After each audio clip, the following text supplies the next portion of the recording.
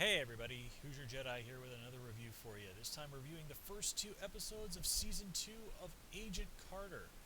Now, I know this review is going up kind of late. When the episode originally aired, there was some sort of audio problem with the broadcast in my area where I'd hear like 1 or 2 seconds of the show and then it would cut out for like 3 or 4 seconds, which, as you can imagine, was super annoying. I tried to watch the episode, but I just like, no, I can't do it. So I had to put it aside and just basically wait until I was sure it was in the on-demand area, and then watched it on here this weekend. So yeah, so hopefully there should not be the same problem when the show is back on the air on Tuesday for episode 3. And anyway, let's just kind of get right into things.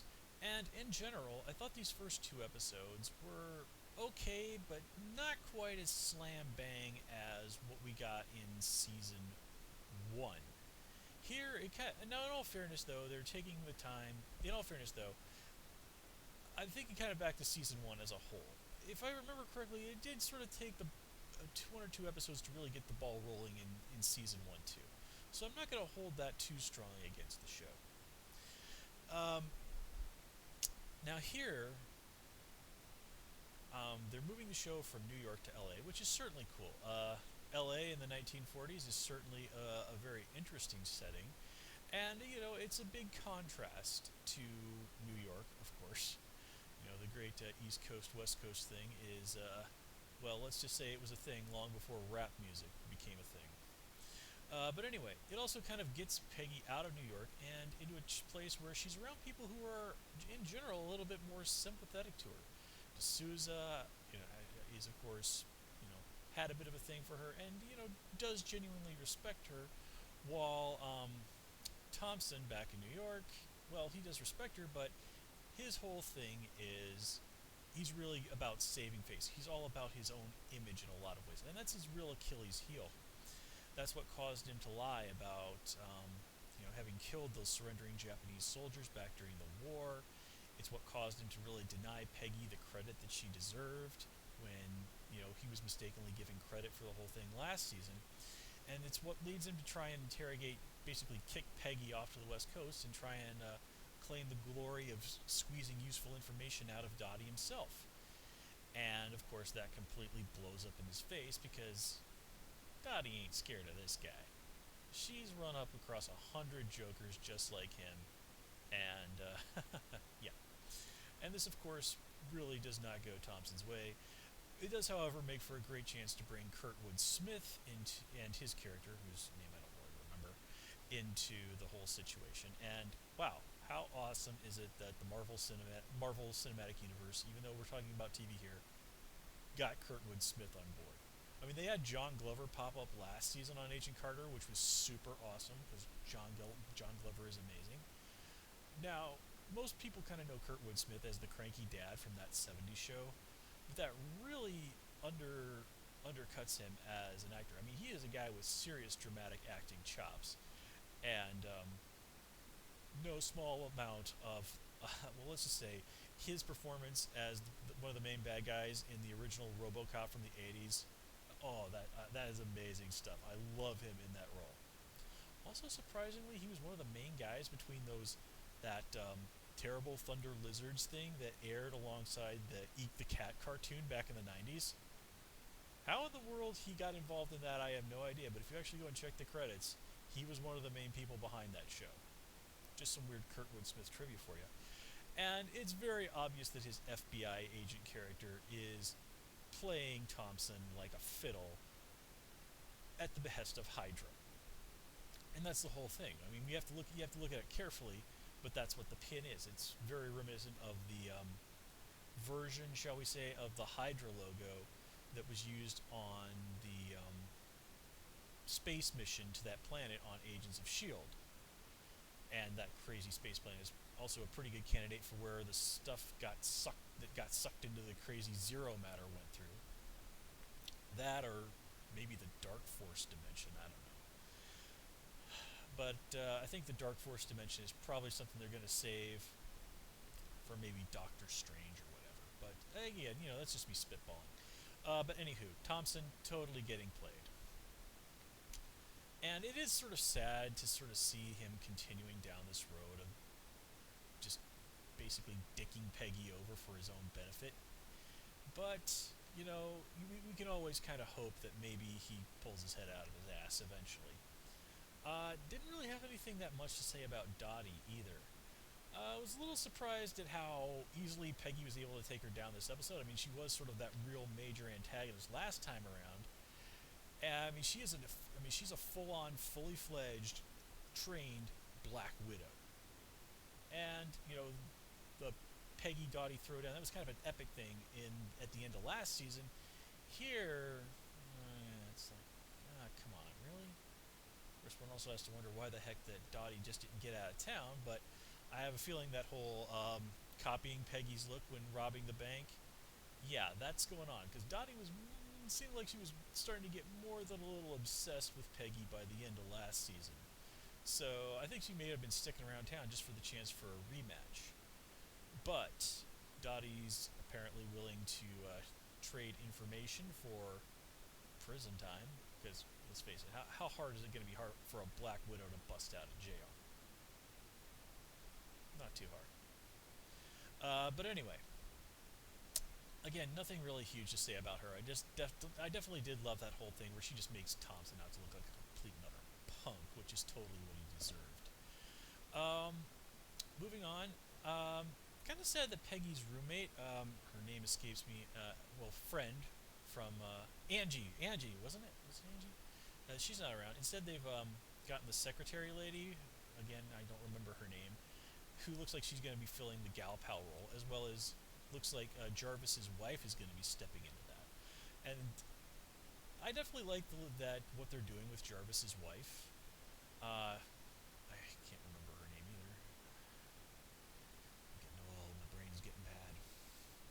But she's definitely a real flip side to Jarvis.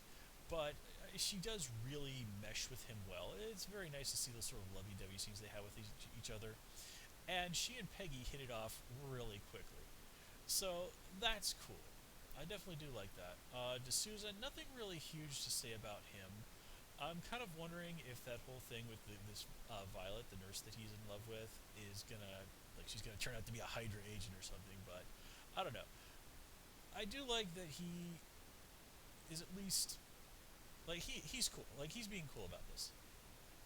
He let's just say D'Souza's basically one of the real people at the SSR who really respects Peggy, and he doesn't really seem to have a huge problem with letting her handle things.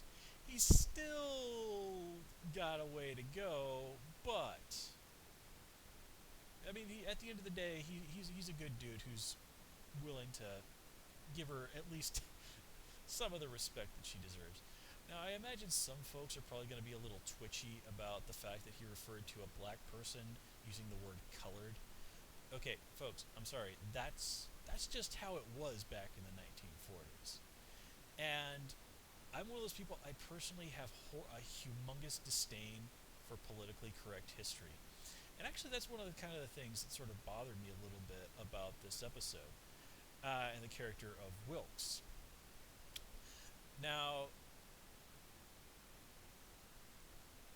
I do like that it did take until episode 2 before we really kind of get a backstory on him and all that. And let me just say, even though this is Hydra is generally doesn't really care about race. I mean, they were an organization that was founded by a Nazi, but generally, sort of this whole white supremacist thing has never really been their agenda. I mean, we even had what their ultimate goal is spelled out for us on Agents of S.H.I.E.L.D., and it has nothing to do with racial supremacy or stuff like that.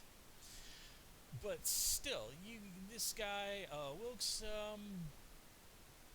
people do seem to be, at that company, do seem to be a little bit more colorblind than it seems realistic for the 1940s. Let's put it that way.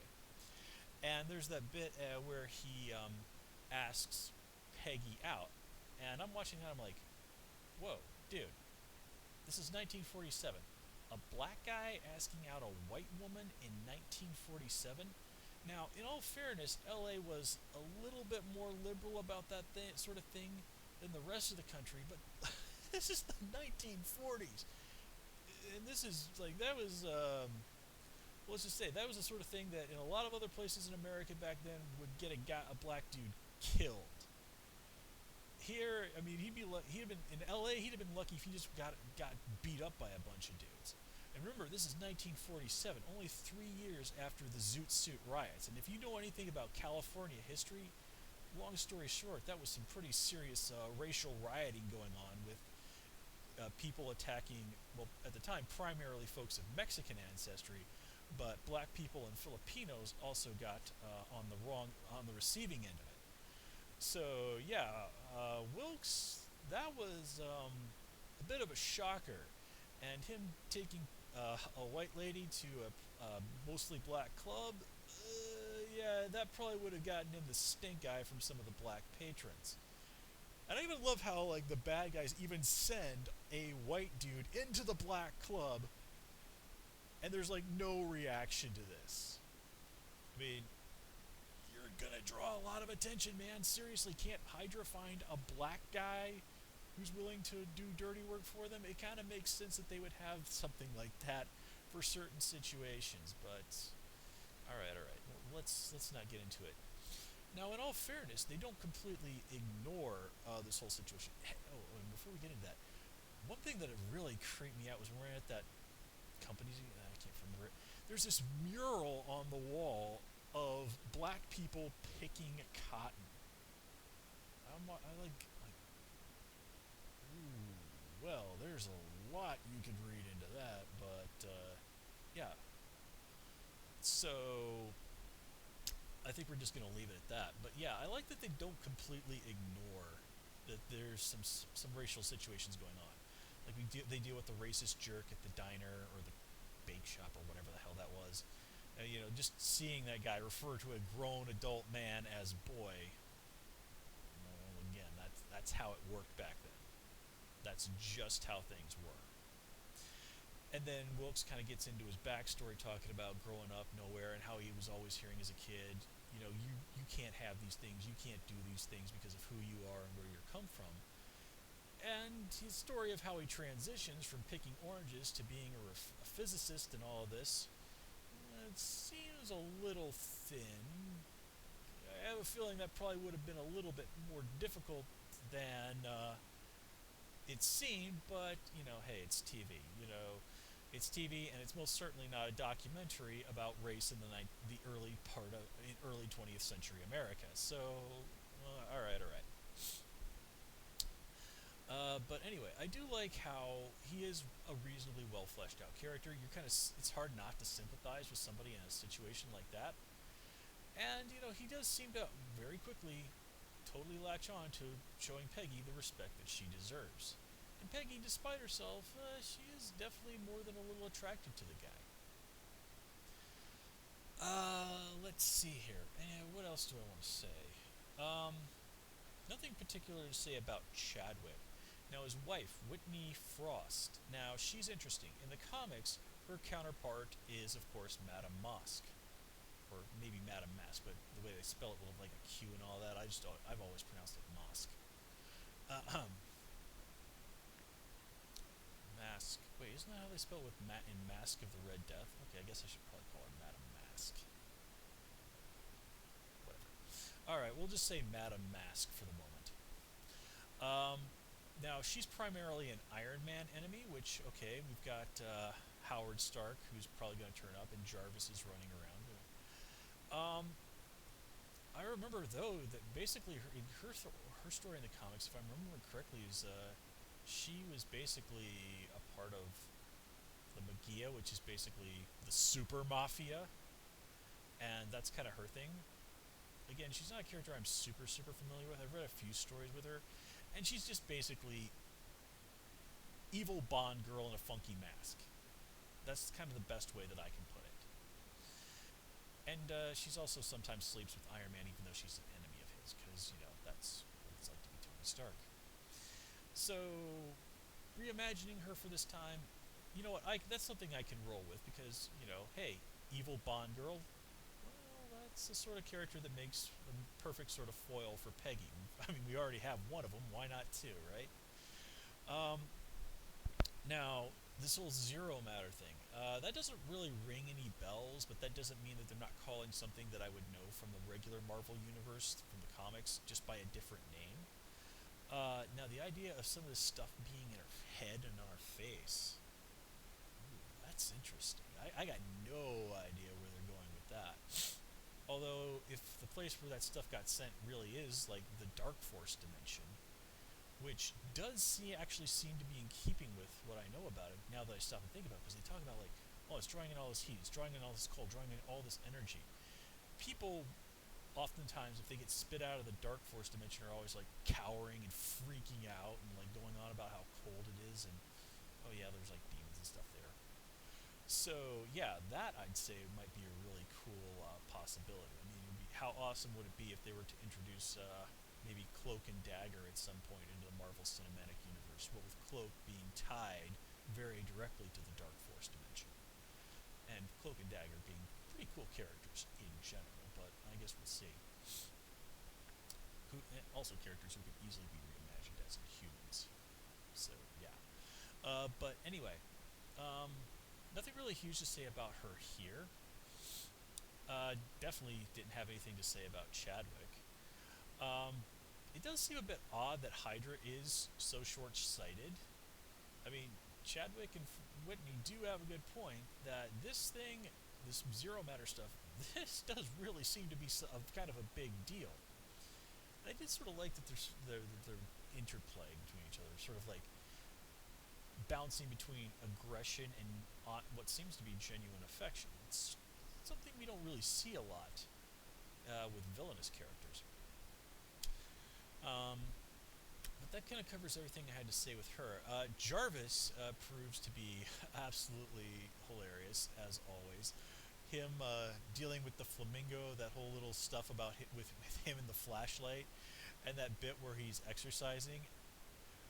That was all pretty hilarious stuff. And to Jarvis's credit, he does honestly, when they're training together, get in a good shot on Peggy. Now, of course, a lot of that is due to Peggy just sort of refusing to take the situation seriously, which does cost her. Jarvis does nail her a good one. Now, when she actually puts some effort into it, she totally takes him down, no problem. But hey, points to Jarvis. He stepped up his game and did a pretty decent job of it.